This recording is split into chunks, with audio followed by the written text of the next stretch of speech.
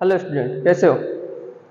आज हम stoichiometry, empirical and molecular formula निकालना सीखते हैं। ठीक है, तो सबसे पहले स्टोकियोमेट्री पढ़ते हैं। क्या होता है स्टोकियोमेट्री या स्टोकियोमेट्रिक कैलकुलेशन भी बोलते हैं। तो स्टोकियोमेट्रिक कैलकुलेशन क्या होता है।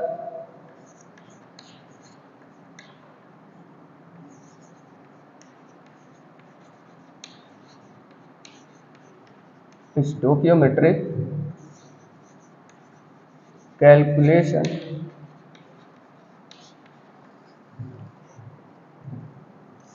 पहला पॉइंट है इसमें, it indicate it indicate the number of moles of reactant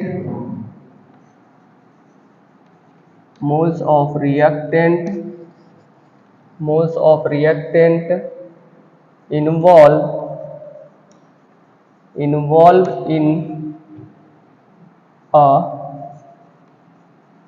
chemical reaction and number of moles of product formed। ठीक है, ये number of moles of reactant and number of moles of product को बताते हैं। कहाँ पे, रिएक्शन में। दूसरा है, इट इंडिकेट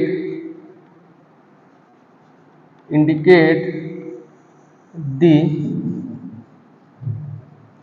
रिलेटिव masses या relative mass of reactant and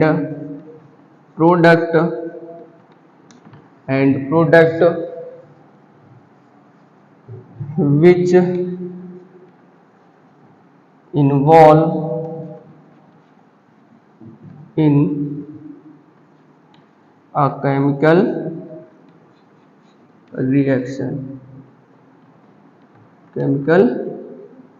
reaction। तीसरा पॉइंट है, it indicate the number of molecules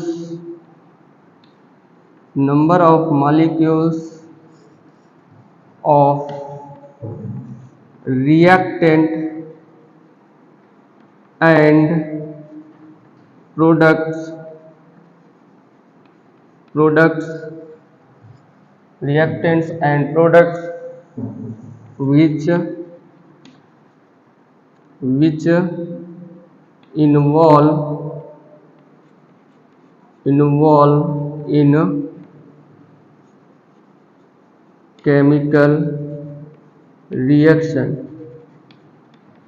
which involve in chemical reaction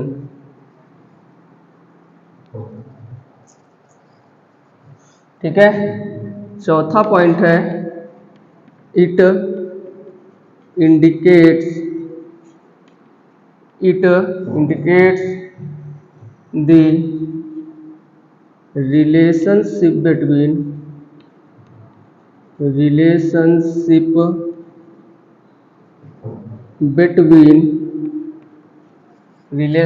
between volume of the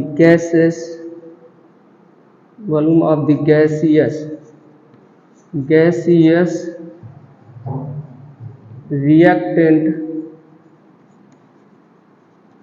reactants and product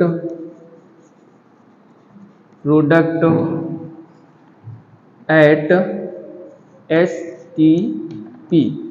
ठीक है, ये 4 पॉइंट है। पहला मोल्स फॉर्म बताएंगे हम रिएक्टेंट एंड प्रोडक्ट के, दूसरा इनके रिलेटिव मासेस बताएंगे, तीसरा ये नंबर ऑफ मॉलिक्यूल्स कितने होते हैं वो बताएगा, दूसरा लास्ट सबसे यहाँ पे volume of the gases find करेंगे। ठीक है, तो सबसे पहले एक रिएक्शन लेते हैं और उसमें ये सारी चीजें, ये चारों को समझने के लिए हम एक रिएक्शन लिखते हैं। रिएक्शन है CH4 reacts with O2 to form CO2 plus H2O। Complete combustion हो रहा है मीथेन का। ठीक है, तो यहाँ पे स्टोकियोमेट्रिक कैलकुलेशन के लिए कंडीशन ये है कि रिएक्शन को बैलेंस होना चाहिए। ठीक है, reaction should be balanced, reaction should be balance. तो यहाँ पे कार्बन 1 है, ठीक है, हाइड्रोजन 4 है, इधर भी 4 हो गए, ऑक्सीजन कितना है इधर 2 मॉलिक्यूल्स है, इधर 4 है, 2 लेगा। ठीक है, रिएक्शन बैलेंस हो गए। तो पहला टर्म हमने क्या लिखा था, indicate the moles of reactant and product. तो अब उसके लिए हमने फार्मूला क्या पढ़ा है, moles equals to given mass upon molecular mass या मोलर मास। ठीक है, तो यहाँ पे हम लोग क्या लिख सकते हैं,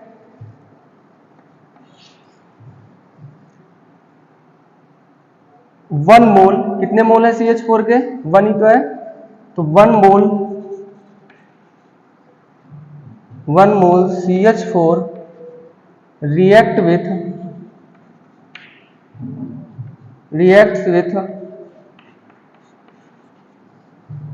2 मोल oxygen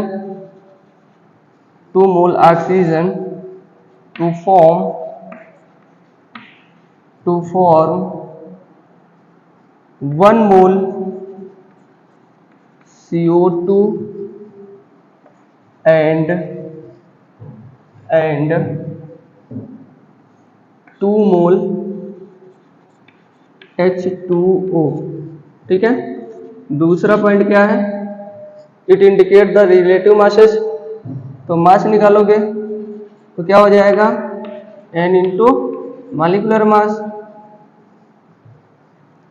तो लिखते हैं भाई मोल्स कितने हैं, 1 इंटू मॉलिक्यूलर मास क्या है CH4 का 16, ऑक्सीजन का क्या होता है 16, 2 ऑक्सीजन के मॉलिक्यूल है तो कितना हो जाएगा 32, यहाँ पे 44, यहाँ पे 2 है मोल्स, इसे भी ध्यान देना, और यहाँ पे 80। तो अब इसको क्या करें भाई, 1 into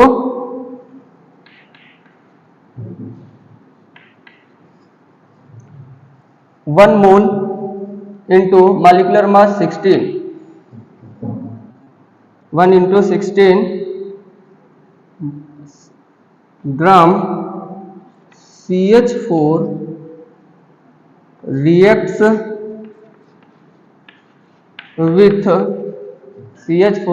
with 2 into 32 gram oxygen to form 1 into 44 gram CO2 and 2 into 18 ग्राम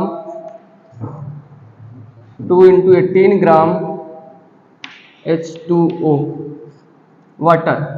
ठीक है, तीसरा पॉइंट क्या था, it indicates the number of atoms या मॉलिक्यूल्स, ठीक है, of reactant and product.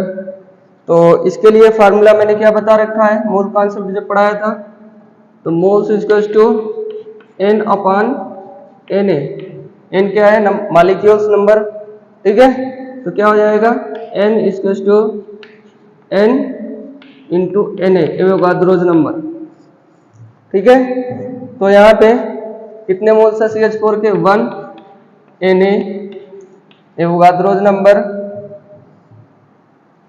एवोगाद्रोज 1 into Na, number of molecules, number of CH4 molecules. क्या लिखोगे? CH4 molecules react with 2 into Na, number of O2 molecules,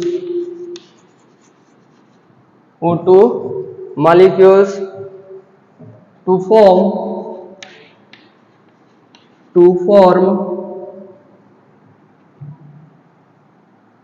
1 into Na, number of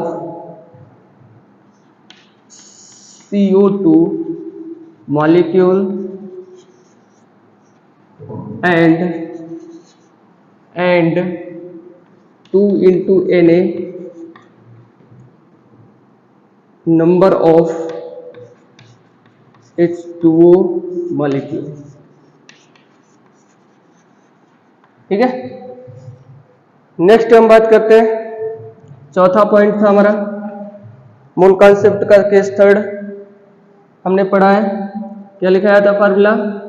N equals to volume of gases in litre upon 22.4, ठीक है। इसको of volume of gases जो भी है litre में, तो क्या हो जाएगा? N into 22.4। तो इसी तरह इस रिएक्शन में इसे अप्लाई करो तो क्या लिखोगे? वॉल्यूम ऑफ, ये सब गैसेस है, ये गैस है, ये भी गैसियस है, ये भी गैसियस है, और ये लिक्विड है, लिक्विड फेज, ठीक है। तो यहाँ पे क्या लिखते हैं? 1 into 22.4, 1 into 22.4 litre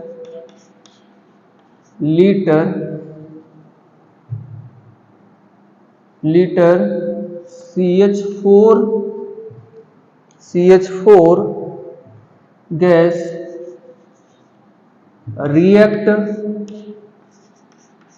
react with 2 into 2.4 liter O2 gas to form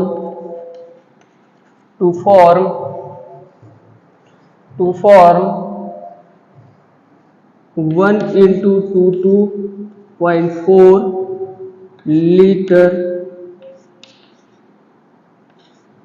liter CO2 gas at STP, ठीक है। ये लिक्विड है, तो लिक्विड को हम यहाँ पे, चलिए अब स्टोकियोमेट्री से रिलेटेड क्वेश्चन को सॉल्व करते हैं। पहला है, find the number of moles of CO2 produced by the complete combustion of 4 moles of propane. 4 moles of propane के कंप्लीट कंबशन से कितने number of moles of CO2 produce होती है, ये हमें फाइंड करना है, ठीक है। तो यहाँ पे 1 मोल प्रोपेन से, कितने मोल? 1 मोल प्रोपेन से आपको CO2 कितना मिल रही है? 3 मोल्स, ठीक है। 3 मोल CO2 प्रोड्यूस हो रही है। तो इसी तरह से 4 मोल प्रोपेन से कितना मोल CO2 प्रोड्यूस होगी? 3 इंटू 4 कर दें, 3 into 4 mole CO2 is produced. तो कितना हो जाएगा, moles of CO2 equal to कितना आएगा, 3 × 4 12। ठीक है, कितना आएगा इसका आंसर, 12 मोल। क्लियर है। इसी तरह से नेक्स्ट क्वेश्चन है, calculate weight of residue obtain when 1 mole CaCO3 मतलब calcium carbonate is strongly heated. ठीक है, तो यहाँ पे कैल्शियम कार्बोनेट को आप हीट कर दो और वो कैल्शियम ऑक्साइड बनाता है, कार्बन डाइऑक्साइड इससे रिलीज हो जाती है। ठीक है, तो यहाँ पे पूछ रहा है calculate weight of residue, residue as like a CaO, इसका वेट पूछ रहा है। ठीक है, तो 1 मोल क्या दिया है, 1 मोल CaCO3 से क्या बन रहा है, 1 मोल CaO, 1 मोल CaO बन रहा है। ठीक है, तो मोल्स ऑफ CaO कितना है यहाँ पे, मोल्स ऑफ कैल्शियम ऑक्साइड 1 मोल, 1 मोल। ठीक है, तो मोल्स इक्वल टू हमने फार्मूला क्या पढ़ रखा है, ये भी सॉल्व करता है इसको। मोल्स इक्वल टू हमने फार्मूला पढ़ रखा है वेट अपॉन मॉलिक्यूलर वेट। तो यहाँ पे वेट फाइंड करना है CaO का, रेसिड्यू का। ठीक है, तो वेट ऑफ CaO कितना निकल के आएगा भाई, तो Na की वैल्यू यहाँ पे, सॉरी Na बोल रहा हूँ, मोल्स ऑफ CaO की वैल्यू यहाँ पे 1 गिवन है, 1 इंटू मॉलिक्यूलर वेट क्या होगा CaO का, फाइंड करते हैं कितना होता है इसका 40 प्लस ऑक्सीजन का 16, कितना हो जाएगा 56। क्लियर है, 56 ग्राम। तो यहाँ पे 56 ग्राम वेट आएगा CaO का। क्लियर है, 56 ग्राम वेट आया CaO का। इसी तरह से नेक्स्ट क्वेश्चन है तीसरा, how many litre of O2 at STP required for complete combustion of 2 mole of butane. ठीक है, 2 मोल ऑफ ब्यूटेन C4 है।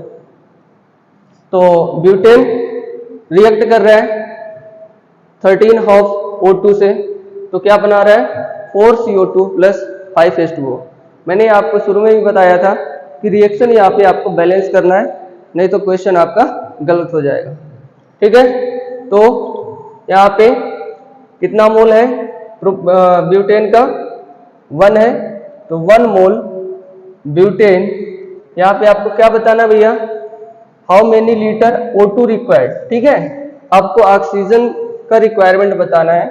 तो 1 मोल ब्यूटेन के कंबशन से 13/2 मोल ऑफ ऑक्सीजन बनता है। ठीक है, 13 मोल ऑक्सीजन लगता है।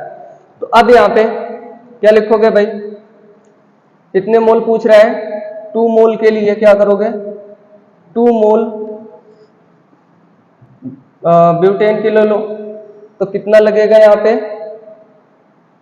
13/2 इंटू 2 मोल O2। ठीक है, 2 मोल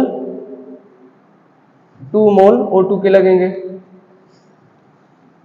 तो यहाँ पे इसको काट दो, कितना आ रहा है 13 moles of O2, 13 moles of O2 निकल के आ रहे हैं यहाँ पे 13 मोल। ठीक है, 13 मोल O2 निकल के आ रहा है।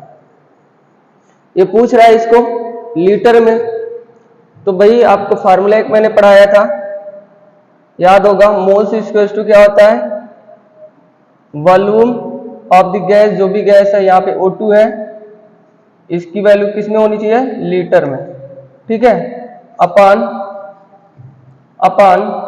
22.4, क्या हो जाएगा यहाँ पे, मोल्स की वैल्यू यहाँ से निकल आई है, तो VO2 इक्वल्स टू, मोल्स की वैल्यू रख दोगे 13 इंटू 22.4 लीटर, ठीक है, कितना आ रहा है 52 की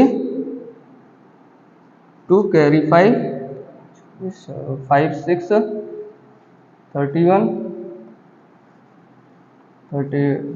26 3 29 लीटर, ठीक है, 29 लीटर वॉल्यूम ऑफ O2 लगेगी। इस तरह से इसे सॉल्व करना था। नेक्स्ट है fourth question, how many moles of O2 are needed to produce 5 moles of Fe2O3, ठीक है, तो यहाँ पे Fe2O3 बनाने के लिए कितने मोल्स ऑफ O2 लगेगी ये पूछ रहा है। तो क्या करोगे, यहाँ पे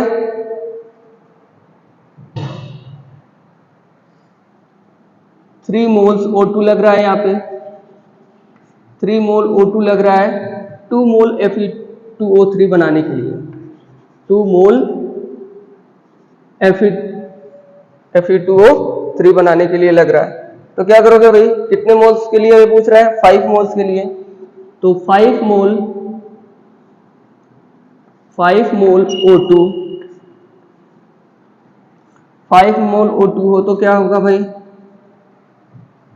तो यहाँ पे अभी रुकिए, तो 1 मोल के लिए, 1 मोल Fe2O3 के लिए कितने मोल O2 लगेंगे, तो यहाँ पे 3 हाफ कर देते हैं, ठीक है। इसी तरह से 5 मोल के लिए निकाल लेते हैं, यहाँ पे 5 मोल के लिए कितने O2 लगेंगे, 5 मोल के लिए कितने O2 लगेंगे, तो 3/2 इंटू 5 मोल, 5 मोल, ठीक है, तो कितना आएगा यहाँ पे 15/2, कितना आ रहा है यहाँ पे 15/2 moles of O2, moles of O2 आ रहा है यहाँ पे, मोल्स ऑफ O2 कितना आ रहा है 15/2, ठीक है। तो ये पूछा था कितना मोल्स O2 लगेगा, तो यहाँ पे 15/2 मोल्स O2 लगेगा, ठीक है। तो ये 4 प्रॉब्लम्स थे क्वेश्चन स्टोकियोमेट्री से रिलेटेड, तो इनको हमने अभी यहाँ पे कंप्लीट किया। नेक्स्ट हमारा टॉपिक है इंपीरिकल एंड मॉलिक्यूलर फार्मूला, उसको पढ़ते हैं। Empirical and molecular formula, empirical and molecular formula पढ़ेंगे। क्या पढ़ेंगे भाई, इंपीरिकल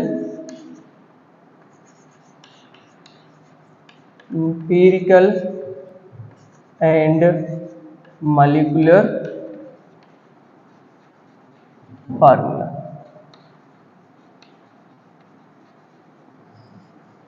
इधर एक साइड लिख लो empirical formula, empirical formula,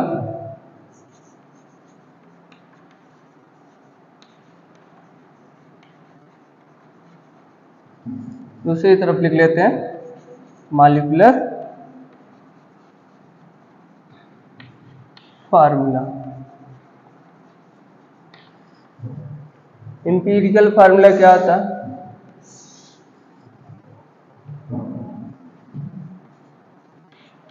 it is simple formula of compound,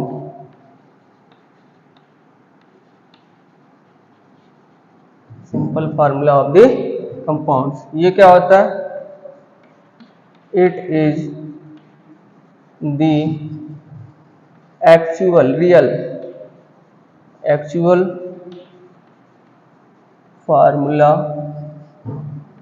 of the compound. ठीक है, जैसे एग्जांपल देख लेते हैं, C6H12O6। इसका एम्पिरिकल फार्मूला क्या होगा? C6H12O6 को डिवाइड कर दो, डिवाइडेड बाई 6 से डिवाइड कर दोगे तो क्या बन जाएगा? CH2O। ठीक है, this is a empirical formula. This is a empirical formula CH2O। Molecular formula इसका स्टो क्या होता है? मॉलिक्यूलर फार्मूला इसका स्टो क्या निकल के आएगा? N into empirical formula. Clear है? Empirical formula.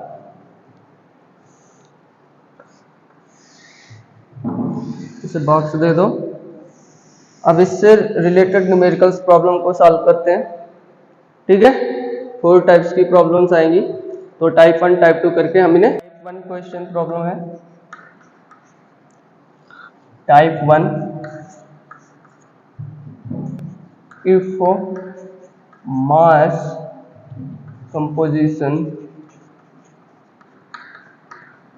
composition is given। ठीक है, मास कंपोजिशन दिया होगा और आपसे इंपीरिकल फार्मूला पूछेगा, तो क्या करोगे भाई? क्वेश्चन देखते हैं इस टाइप का।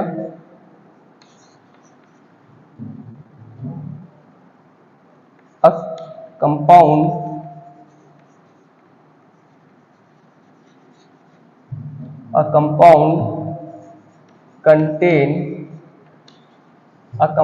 contain 50.05 gram sulfur and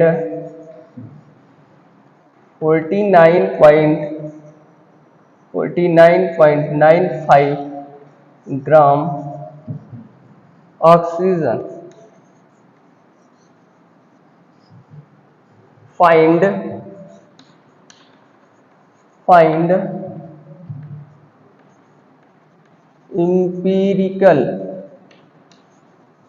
empirical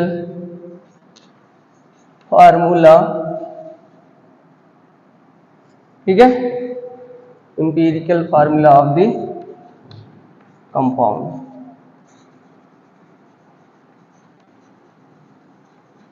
compound का एम्पिरिकल फार्मूला आपको बताना है। बताइए भाई कैसे करेंगे? इसे हम सॉल्व करेंगे स्टेप में। ठीक है, स्टेप 1, स्टेप 2, स्टेप 3। स्टेप 1 में, स्टेप 2, स्टेप 3। ठीक है, स्टेप 1 में क्या लिखोगे? Given atoms. क्या लिखोगे? गिवन एटम्स जो दिए हैं। नेक्स्ट स्टेप 2 में नंबर ऑफ मोल्स लिखोगे, नंबर ऑफ मोल्स लिखोगे। थर्ड में सिंपल रेशियो लिखोगे, सिंपल रेशियो। ठीक है, सिंपल रेशियो लिखोगे। तो भाई क्या है स्टेप फर्स्ट? कौन कौन से एटम दिए हैं? सल्फर दिया है और ऑक्सीजन दिया है। अब यहाँ पे आपको ग्राम एटॉमिक मास इसका लिख लेना है। सल्फर का ग्राम एटॉमिक मास 32 ग्राम, ऑक्सीजन का ग्राम एटॉमिक मास क्या आएगा? 16 ग्राम। ठीक है, नेक्स्ट स्टेप सेकंड में क्या करोगे, नंबर ऑफ मोल्स लिखोगे। तो मोल्स इसको क्या होता है, given weight upon molar weight. तो यहाँ पे गिवन वेट क्या है 50.05 ग्राम अपॉन 32। इधर क्या दिया है, गिवन वेट क्या है 49.95 अपॉन 16 ग्राम। ठीक है, अब इसको सॉल्व करोगे तो क्या आएगा, 1 टाइम जाएगा 1.18 बचा, 5 टाइम गया 6। ठीक है, और यहाँ पे कितना आएगा 3 टाइम जाएगा और 19 मतलब 19, तो 1 टाइम गया 2 मोल्स आया।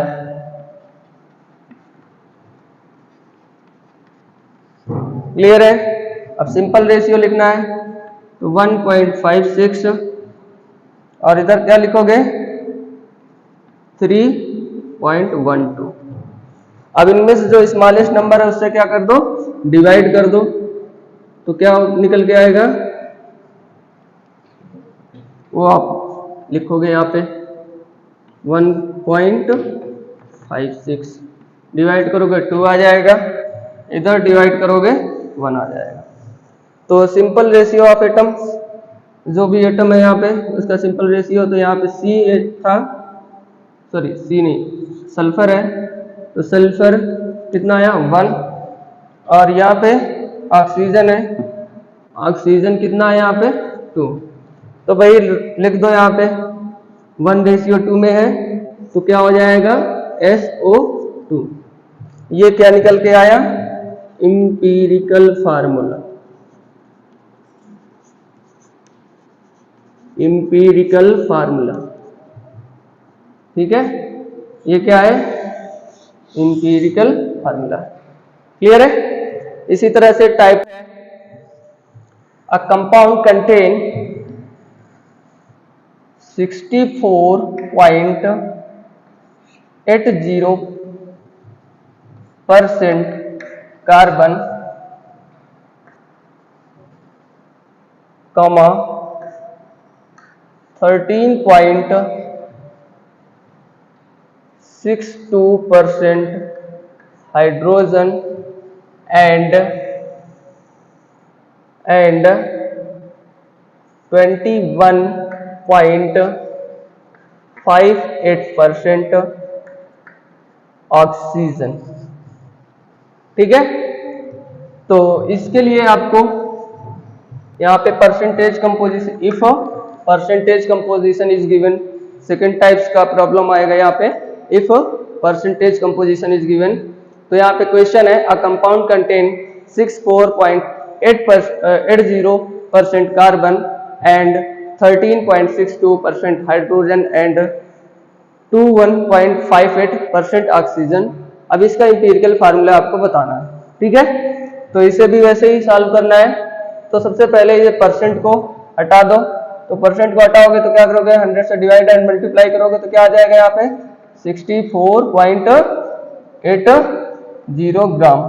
ठीक है, यहाँ पे भी वही कर दोगे तो क्या आ जाएगा, ये 13.62 ग्राम, और इसको भी डिवाइड कर दोगे कितना आ जाएगा 21.58 ग्राम। ये सब ग्राम में कन्वर्ट कर लो, हो गया ग्राम में कन्वर्ट। तो क्या करोगे, अब वही स्टेप सॉल्व करोगे, step 1, step 2, step 3, step 1, step 2, step 3। ठीक है, स्टेप 1 में क्या लिखोगे, given atom, given atom. Step 2 में क्या लिखोगे, number of mole, number of moles. ठीक है, इधर क्या लिखोगे, सिंपल रेशियो। क्या लिखोगे भैया? Simple ratio. अब इनको सॉल्व करते हैं। गिवन एटम क्या है यहाँ पे? कार्बन और हाइड्रोजन, नेक्स्ट ऑक्सीजन। अब यहाँ पे क्या करो भाई, इनके सबसे पहले ग्राम एटॉमिक मास लिख लो। 12 ग्राम, इसका 1 ग्राम, इसका 16 ग्राम। ठीक है, ग्राम एटॉमिक मास लिख लिया। अब आप इसका मोल निकाल लो। तो मोल्स इक्वल टू क्या है? गिवन वेट 64.80 अपान ग्राम एटॉमिक वेट 2। ग्राम से ग्राम तो कैंसिल हो जाएगा, इधर भी लिख लो भाई 13.62 अपान 1, और इधर क्या होगा 21.58 अपान 16। मोल्स निकालो भाई, क्या आएगा? इसको सॉल्व करो। मरापन 60, 5 टाइम गया, 4 बचा, मरचौक 48, 40। ठीक है, मोल। यहाँ पे क्या आ रहा है 13.62, और इधर 1 पॉइंट कितना टाइम जा रहा है? 1 टाइम गया, कितना बता यहाँ पे 5, 3 टाइम और 48, और कितना था 55, 7, 78, 16 चौक 64, 4 टाइम गया। ठीक है, तो यहाँ पे क्या आ गया ये 1.34। अब आप सिंपल रेशियो लिखोगे इसका, क्या लिखोगे? Simple ratio. तो 5.40,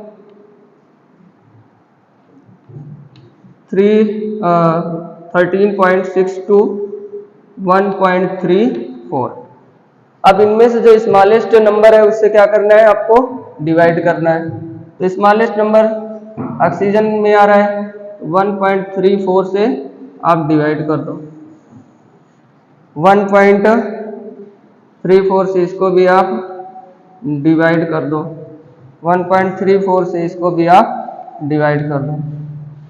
ठीक है, कितना आ रहा है यहाँ पे? डिवाइड करने पे 10 आएगा, और इधर कितना आएगा 4। तो कार्बन कितना आ रहा है यहाँ पे? कार्बन का रेशियो 4 निकल के आ रहा है, और हाइड्रोजन का रेशियो क्या निकल के आ रहा है 10, ऑक्सीजन का रेशियो क्या निकल के आ रहा है 1। ठीक है, तो फार्मूला क्या हो जाएगा यहाँ पे C4H10O। ठीक है, ये इंपीरिकल फार्मूला होगा, इंपीरिकल फार्मूला, इंपीरिकल फार्मूला होगा ये। This is a empirical formula. Clear है? इस तरह से अब टाइप थर्ड देखते हैं, ये टाइप सेकंड था। थर्ड न्यूमेरिकल प्रॉब्लम्स को देखते हैं। थर्ड न्यूमेरिकल प्रॉब्लम क्या है?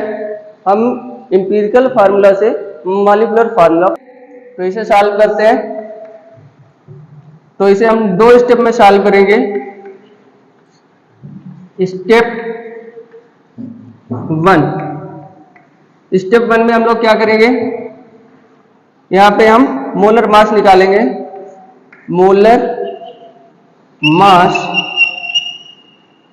Molar mass of empirical formula का मोलर मास निकालेंगे। इंपीरिकल फार्मूला क्या है? Given empirical formula BH3। ठीक है, क्या दिया है? गिवन इंपीरिकल फार्मूला क्या है? BH3 दिया है। अब इसका आपको क्या निकालना है, मोलर मास निकालना है। तो मोलर मास ऑफ BH3 क्या हो जाएगा, इसको हम सिंपल कर लेते हैं, BH3 3 हाइड्रोजन है, ठीक है।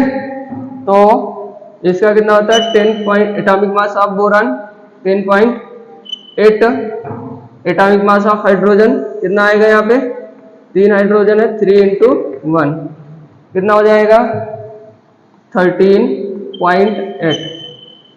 क्या निकल गया है भाई, molar mass of BH3, molar mass of BH3। अब स्टेप 2 में क्या करेंगे, स्टेप 2 में आप वैल्यू फाइंड करोगे, वैल्यू ऑफ n निकालोगे। तो मोल्स इक्वल्स टू क्या होता है,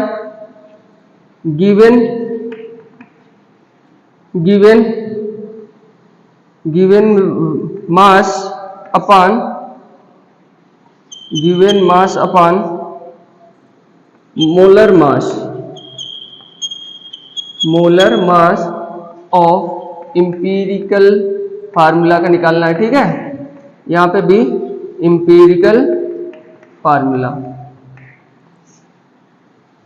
तो यहाँ पे मोल्स गिवन वेट क्या है, यहाँ पे मास क्या दिया है 26.16 ग्राम अपॉन मोलर मास क्या है, मोलर मास इसका ये निकल गया 13.8 ग्राम, ठीक है।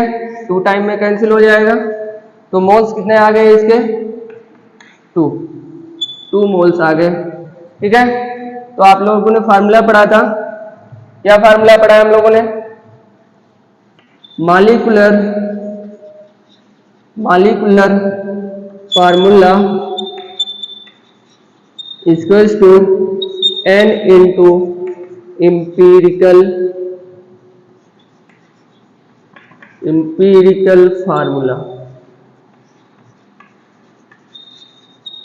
ठीक है। तो यहाँ पे मॉलिक्यूलर फार्मूला निकालना है आपको, तो n की वैल्यू कितनी है 2, इंपीरिकल फार्मूला क्या है BH3, ठीक है। तो क्या आ जाएगा यहाँ पे n की वैल्यू क्या है यहाँ पे, सर यहाँ पे n की वैल्यू 2 रखता हूं, तो क्या हो जाएगा B2H6। This is a molecular formula, ठीक है। क्या है ये मॉलिक्यूलर फार्मूला।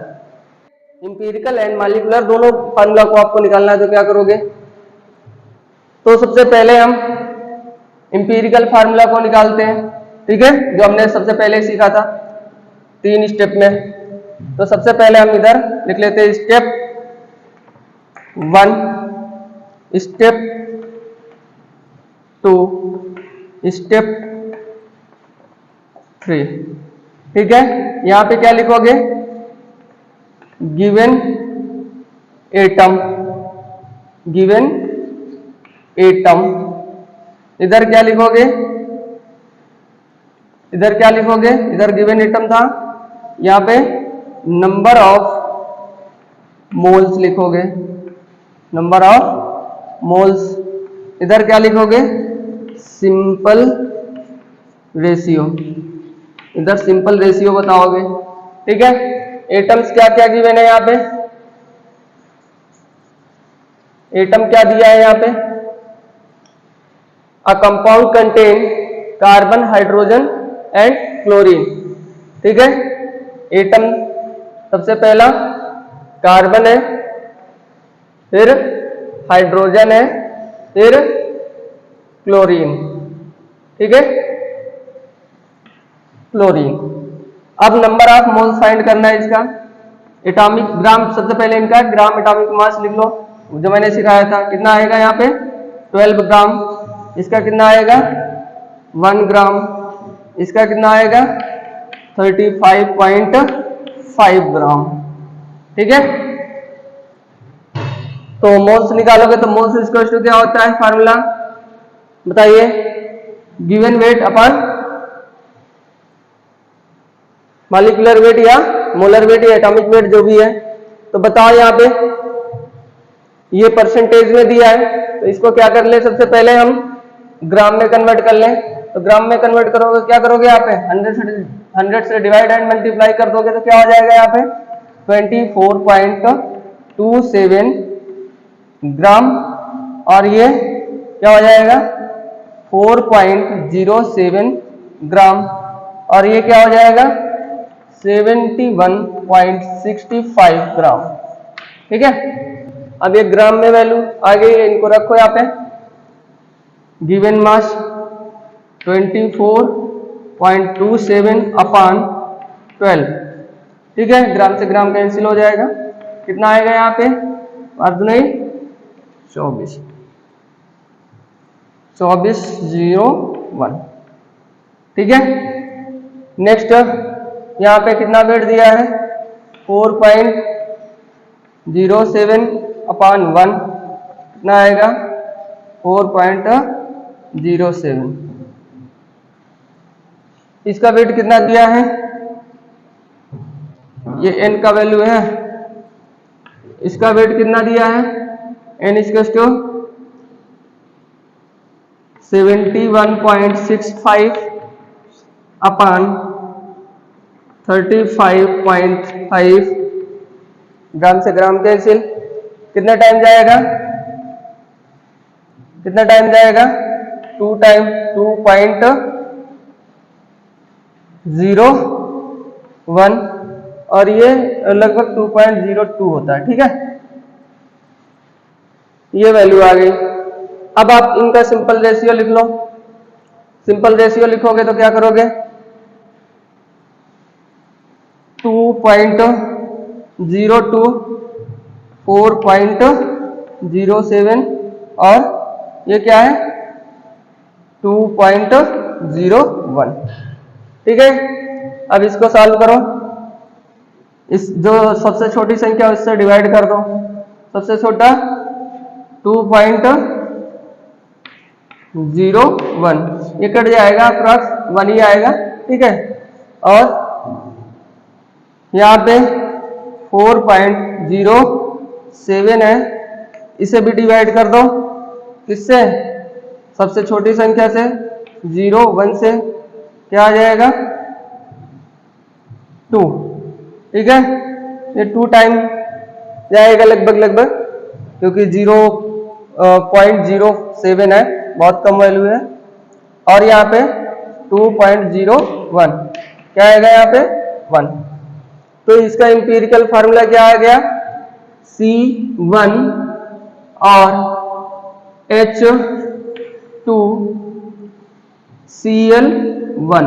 ठीक है, ये इसका क्या आ गया empirical formula. This is a empirical formula निकल के आ गया। अब आप क्या बताना है मॉलिक्यूलर फार्मूला। मॉलिक्यूलर फार्मूला को पाने के लिए क्या है करोगे, सबसे पहले मोल्स निकालोगे। तो मोल्स निकालोगे तो कैसे करोगे भाई, इसे 2 स्टेप में सॉल्व करो। स्टेप सबसे पहले इंपीरिकल फार्मूला का क्या निकालेंगे हम लोग, मोलर मास। स्टेप 1 में हम लोग क्या निकालते हैं, मोलर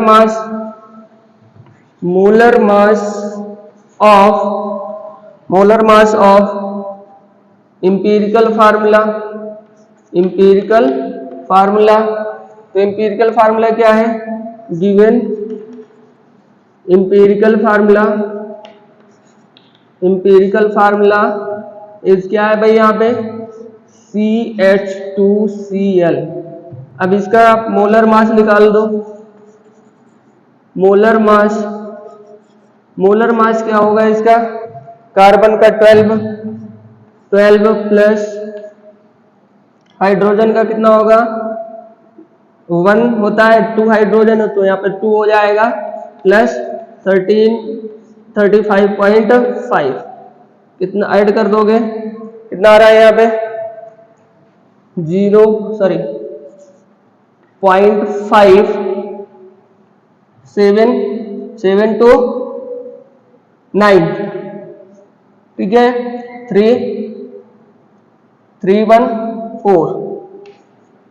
49.5, इसका क्या आ रहा है मोलर मास एम्पिरिकल फार्मूला का। अब यहां से आप स्टेप 2 देखो, स्टेप 2 में क्या करोगे, स्टेप 2 में क्या करोगे, यहाँ पे मोल्स निकालोगे, क्या निकालोगे यहाँ पे मोल्स। तो मोल्स इक्वल्स टू फार्मूला आपने क्या पढ़ा है, गिवन मास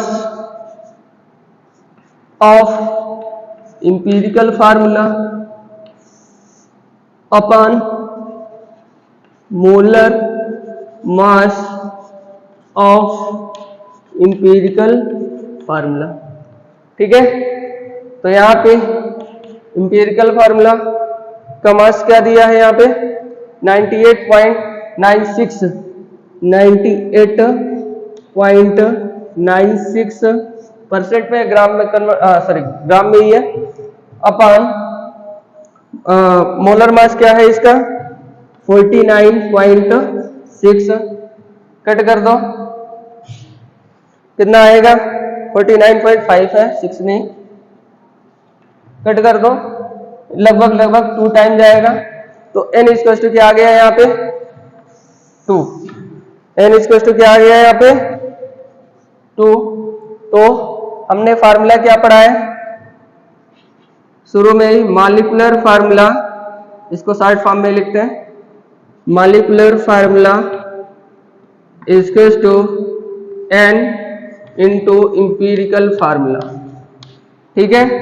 तो मॉलिक्यूलर फार्मूला n की वैल्यू 2 है, एम्पिरिकल फार्मूला यहाँ पे है ये CH2Cl,